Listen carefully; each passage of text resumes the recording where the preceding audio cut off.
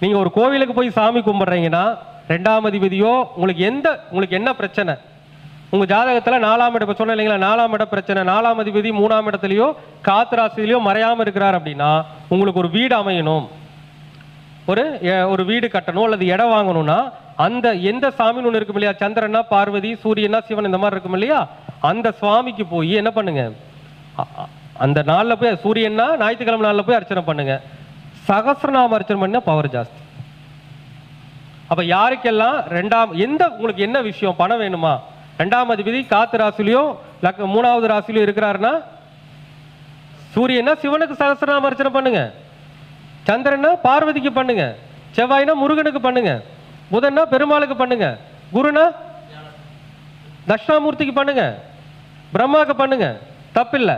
சுக்கிரனா மகாலட்சுமிக்கு பண்ணுங்க, சனினா ஐயப்பனுக்கு பண்ணுங்க.